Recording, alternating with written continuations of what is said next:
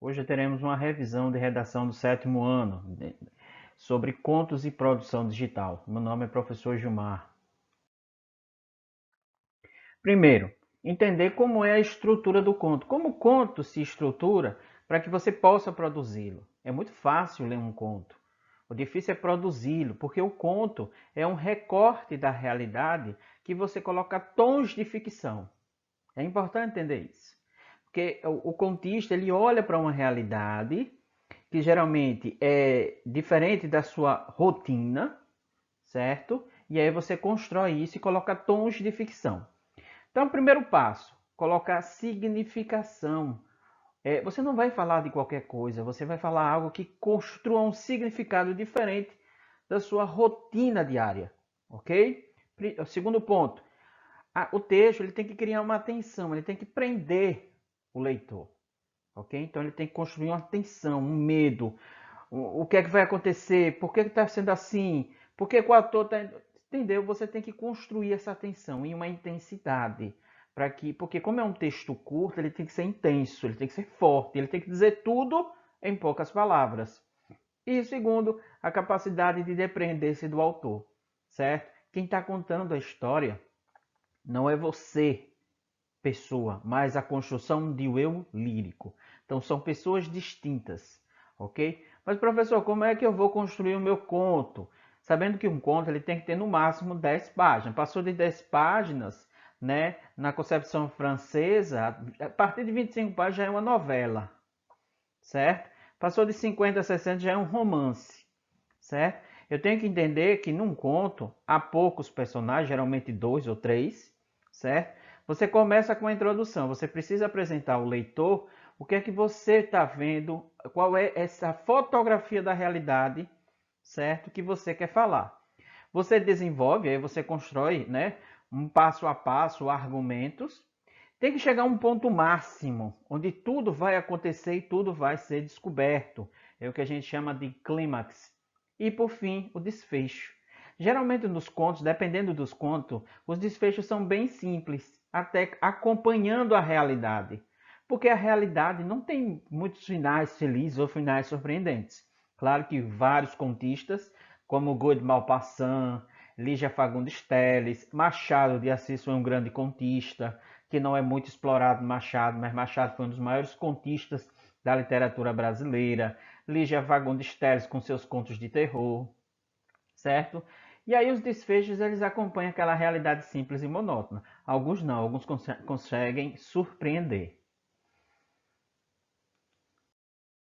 Tipos de conto, certo? Nós temos contos de ação, certo? Em que você coloca uma pessoa em uma selva, né? Ou em uma situação de perigo, então você coloca a pessoa em um conto de ação. Contos de animais, que a gente gosta de vulgarmente chamar de fábulas, certo? Em que você dá vida a animais. E nós também temos os epílogos, que você dá vida a seres inanimados. Um bom exemplo disso é a Bela e a Fera. A Bela e a Fera, se a gente for ver como um conto, né? Na verdade ali é um romance, mas os principais personagens são objetos que de uma forma, por uma magia, eles eram pessoas que se transformaram em objetos. Contos emocionais, certo? Pouco utilizado. Contos de encantamento, né? Por exemplo, uma menina pobre encontra uma madrinha e transforma, e ela precisa ir para uma festa e aí ela transforma aquela roupa rasgada em um grande vestido, uma abóbora em uma carruagem, ratos em cavalos. Então isso é um conto de encantamento, certo? Contos de enigma. E aí a gente vê muitos dos enigmas no Egito, de civilizações aqui na América, os astecas, né? Descoberta de um colar, de algo. Então isso são chamados contos de enigma. Contos de fada. O conto de fada mais conhecido nós temos Peter Pan, um conto de fada, em que você vai para um mundo que não é o nosso. Então você cria um novo mundo, são os contos de fada, né? Branca de Neve e os Sete Anões são contos de fadas, né? Nós temos Peter Pan, porque aí você tem os meninos perdidos e Sininho, né? Contos fantásticos, né? Que você vê animais fantásticos, pessoas fantásticas, né? Fazendo coisas fantásticas, né? Temos os contos jocosos, que é para fazer você rir, mas a pessoa sofre. Conto maravilhoso, né? Que faz com que você fique vislumbrado com aquilo, né? Contos de mistério. Um dos grandes contistas foi Sherlock Holmes, né? Com Conan Doyle, né? E nós também temos Agatha Christie, os contos de mistério. Contos de risco, é para fazer as pessoas rirem. Contos de sabedoria, um que eu cito é Khalil Gibran, né? O Profeta. E contos de terror, certo?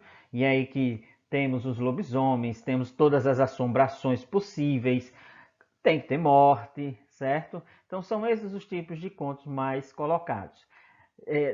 No meu apostilado eu vou cobrar vários contos desses, vocês vão ter que nomear, ok? Vamos lá. Produção digital. Saímos dos contos, vamos para as produções digitais. Vivemos em um mundo digital, produzimos de forma digital, certo? Então, quais são as ferramentas ou os dispositivos, né? Alguns teóricos não gostam dessa expressão ferramenta, porque é como se a gente fosse martelar uma ferramenta para abrir e fechar. Não, não é. No meio tecnológico, no meio educacional, a gente usa as palavras dispositivos. Então, você tem o e-mail, que nada mais é do que a nossa antiga carta. Como a gente já estudou anteriormente, a estrutura de uma carta, né, o cabeçalho, que você bota o local que você está mandando, a data, certo? Diz quem você é, né? Faz um pequeno agradecimento, certo? E coloca o assunto e a sua despedida. Então, sua estrutura é semelhante de uma carta. Então, você tem o assunto, você tem o vocativo, prezado João, você coloca o texto, né? Venham através dessa carta, deste e-mail, solicitar uma audiência com a sua pessoa aí na sua empresa, né? Agradeço por me dar atenção e por responder o meu e-mail. Obrigado. E você assina, certo? Igual a uma carta. A diferença é que os meios de chegar lá são diferentes. Tanto que e-mail, né, em inglês quer dizer correios. Então é correio eletrônico. A palavra e-mail quer dizer correio eletrônico. Eletrônico mail, né? Correio eletrônico. Temos então plataformas digitais. Plataformas, mídias digitais, certo? Uma das que eu mais gosto, e eu acho que todo mundo gosta e utiliza, é o WhatsApp. Por que o WhatsApp se popularizou tanto? Veja, o WhatsApp é uma construção de 2012, tanto que foi depois comprado pelo Facebook. O Facebook comprou os direitos autorais do WhatsApp porque viu a forma como você poderia disseminar uma informação, né? Distribuir informação. É diferente do Face, o WhatsApp ele se comporta através ou de forma individual, um indivíduo falando com outro indivíduo, ou através de grupos. É importante entender isso. No Facebook você tem as comunidades, né, que é uma herança do Orkut. Então você tem algumas comunidades no Facebook. Lá no WhatsApp nós temos os grupos, que podem ser grupos de família, grupos de trabalho, grupos de pesquisa, certo? Então cada um dá um nome que quer ao seu grupo. Mas os grupos mais conhecidos são esses: grupo da família, grupo da empresa ou do trabalho, grupo de pesquisa, certo? Quando a gente quer, olha, a gente precisa fazer uma pesquisa. Quantas pessoas são? Mas como é que a gente vai se comunicar? Vamos fazer um grupo para outras pessoas não entrarem, só a gente. Então, às vezes, você vê um grupo com 4, 5 pessoas, porque o interesse só são daquelas 4 pessoas. Então, você não pode colocar outras pessoas, certo? Às vezes, numa escola, você tem, por exemplo, 30 alunos, mas só vão participar 5. E aí, outras pessoas iriam saber que você iria produzir. Então, você faz um grupo só para aquelas 5 pessoas, ok? Temos o Facebook, né? O Facebook é mais antigo, é de 2005. E o Facebook tem essa característica, né? Ele constrói as chamadas comunidades. Então você precisa de alguns pontos fundamentais para se sair muito bem no Facebook, se você quiser fazer uma produção de conteúdo digital. Você pode usar isso para produção de conteúdo digital. Primeiro, saia da caixa, fuja do óbvio. Deixe de estar falando o que todo mundo está falando. Comece a ter uma personalidade, uma identidade dentro da sua produção de conteúdo digital. Segundo, pense em todos os seus públicos, certo?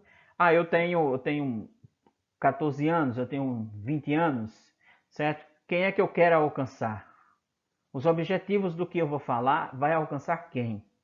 Porque muitas vezes quem persegue duas raposas acaba ficando sem nenhuma, certo? Você tem que ter um objetivo. Veja seu público, quais são os interesses dele, certo? E a produção do conteúdo, certo? Tem muita gente, por exemplo, muitas empresas que divulgam suas marcas no Facebook, certo? Então você tem que produzir um conteúdo, você tem que vender. Muitas vezes você também quer vender um serviço. Muitos professores, muitas pessoas que fazem coach, né? São pessoas que tentam resolver os problemas dos outros, coach. Eles fazem essas divulgações dentro do Facebook. E aí eles produzem conteúdo. E por fim, né? Nós temos aqui o Instagram, certo? O Instagram, ele veio apenas para você postar fotos, certo?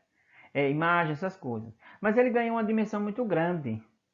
E nesse período da pandemia ele foi usado muito, né? Inclusive eu também usei. Principalmente para fazer o quê? Lives.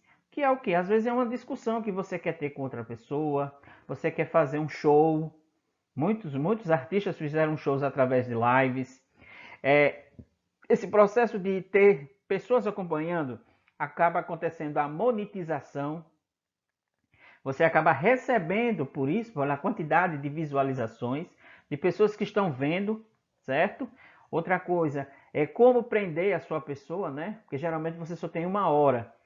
E as pessoas levam quase 15 minutos para entrar. Então você sempre tem que pensar na sua live para 40 minutos.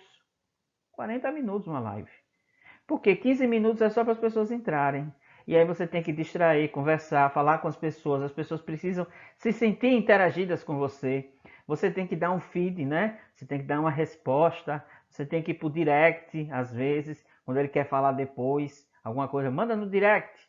E aí você vai ver lá no direct. Utilize o Stories. Muitas vezes, eu tenho vergonha de fazer lives. O que é que eu faço? Você faz uma story. Você faz um pré-vídeo, um vídeo, né? De 5 minutos, poucos minutos. 5 minutos eu ainda acho muito. 1 minuto falando de alguma coisa, certo? Já para testar alguns pontos que você pode corrigir. Por exemplo, fala, cenário, luz, certo? São várias coisas que estão inseridas. Porque quando você está fazendo, o seu ambiente parece perfeito. Mas quando você vai ver numa rede social, as pessoas começam a observar o fundo, certo? Por exemplo, esse fundo aqui meu tá errado, esse fundo aqui meu tá errado. Isso aqui não serviria para uma live, porque deveria ser de quina.